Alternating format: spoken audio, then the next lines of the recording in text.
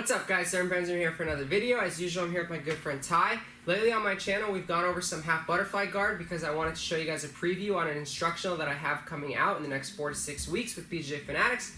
A lot of you guys have been asking me to make an instructional, and I finally was able to go and film 8 to 10 hours straight of half butterfly guard material. The difference between an instructional and the YouTube video, although I make things in segments so you guys can actually take it and implement it, is that I don't ever have the time to literally sit somewhere for 8 to 10 hours, think about it for months, and then put it down into an easy, digestible, and organized platform like BJJ Fanatics offers. So be on the lookout for the complete, the half butterfly guard instructional. It's like a complete course on everything you need.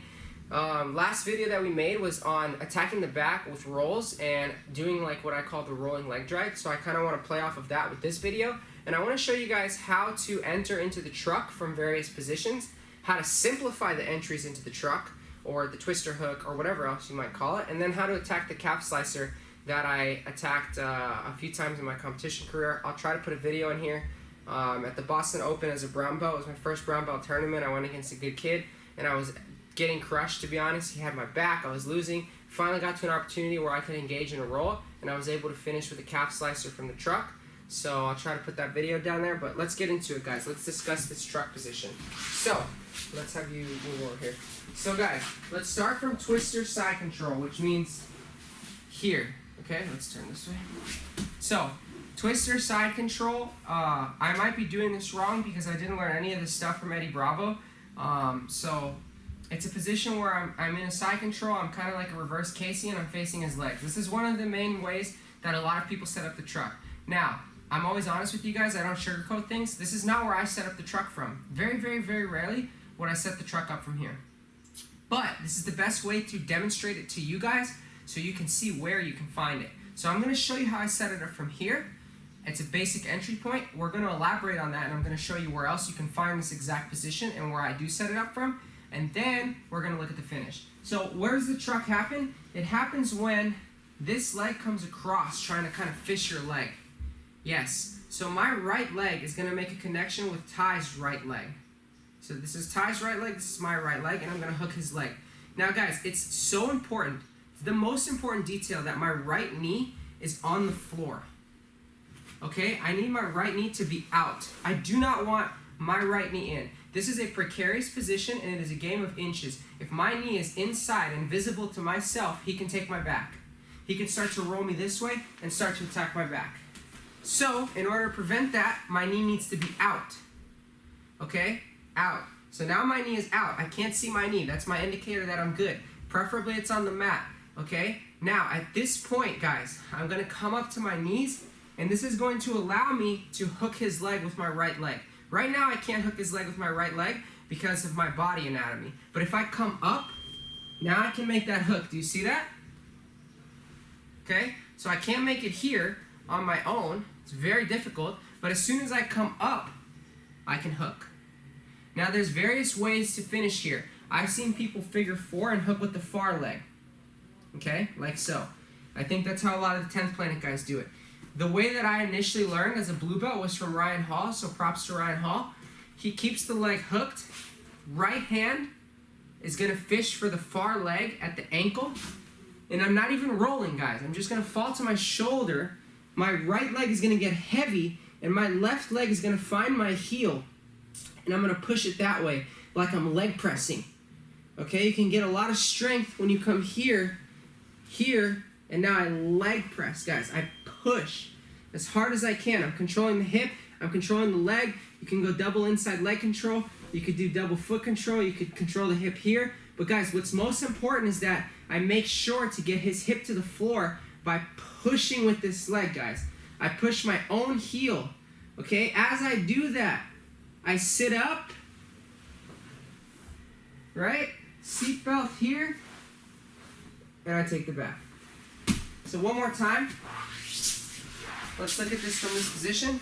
So we're in twister side control, as some people call it. His leg's here trying to fish. I hook, my knee is out, my knee is clear. I cannot see it, I have no visibility of it. That's good. Now I come up, lift my hip, and I hook his leg. My right, you can come all the way to here, and again, you can figure 4 here and hook. You can just keep your right leg hooked. My right hand is going to grab his foot. Okay, I'm going to start to roll, my right leg gets heavy, my left leg is going to extend. Guys, both legs extending, okay? Here, extend, sit up, seatbelt, and we take the back. So, now, let's look at how we can also attack this from different positions. So one of my favorite places to do it from is 3/4 mount. Let's turn here. So maybe I was passing in a knee cut. All right, I was trying to pass, I couldn't get the pass, so I come here, and now I'm in the 3/4 mount. Ty has my ankle. Perfect. Why? Because my right knee is on the floor, but my ankle is free. So what do? Shift, okay, hook his leg, okay, step back. Now I'm in the same position. I roll, control the far leg. Left leg is going to help with that leg press. Start to sit up. It's very important that you sit up as you do this, guys. Sit up, hug, and attack. So again, I always try to force the quarter guard. So maybe I'm in De La Hiva. I'm here, I step back. I come here, I force the quarter guard. Now I step back. And I start to attack with the truck roll, twister roll. So that's one place. Second place, half guard with an underhook. So he has half guard with an underhook. I step back. Okay, I clear my knee. Bring my right hand through. Look, guys, look where we are. Now I force him down, come up, hook, roll, extend, sit up, and I attack the back. So once you understand the principles of how you do this, it's much more easy to implement. So I advise starting off in that side control position, implementing the roll, and then when you learn how to do it, because it does take a little bit, it's not easy, then you can do it from everywhere. So very quick, let's just look at the calf slicer.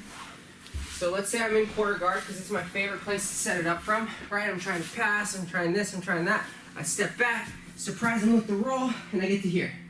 Sometimes, guys, the guy gets heavy, so he's pushing back, and I'm pushing back, right? Now it's hard, because he's countering properly.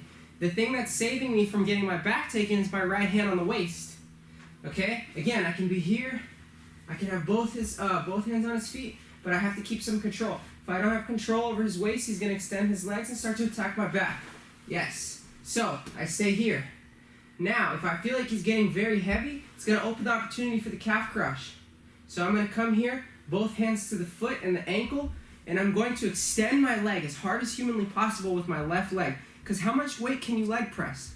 A lot. So I'm here and here. I pull down, okay? Pull down as I leg press. Being aware the whole time that there's a very, very funny and weird arm bar. I say funny because it's just crazy. Where he can pull your arm through and get it here. Guys, as long as you're aware of that, I don't see much of a risk with this. I've never actually had somebody successfully do that because I'm putting so much pressure so quickly on the calf. But just be aware. So I grab his foot, I'm going to extend my foot as I pull his, and he's going to tap. Okay, it's very easy to do. I've seen guys finish from here by just pulling. He has a lot more give, you see? He's fighting way more. Whereas if I add this foot, man, he taps instantly. Because I'm just extending that as hard as I can, guys. Okay? So just be aware that that's a way to do it. There's ways to do it with ankle lock grips. Okay? There's a bunch of different grip variations, but the easiest to implement, because I'm always looking for the back. I'm trying, but he's getting heavy. I can't get him. He starts to bring me this way. He's getting heavy. I grab his foot, and I extend here and get the calf slice finish. So, little bonus tip there. That's something I do a lot. Be very careful with that submission, because although it initially attacks the muscle and can rupture the calf, you can definitely hurt your opponent's knee in a competition. I'm going to try to put that video. I did do it, and I did hurt my partner's knee. Not intentionally, it was a competition. I also shared this on Bernardo Fria, my instructor's YouTube channel, because he was so impressed when I did at the tournament. He's like, man, you got to share that on my channel. So I'll link that video below. But guys, if you like this content, please like and subscribe. I know this seems complicated and crazy, but I urge you to give it a shot and try to learn it. Be on the lookout for my instructional. Guys, thanks so much.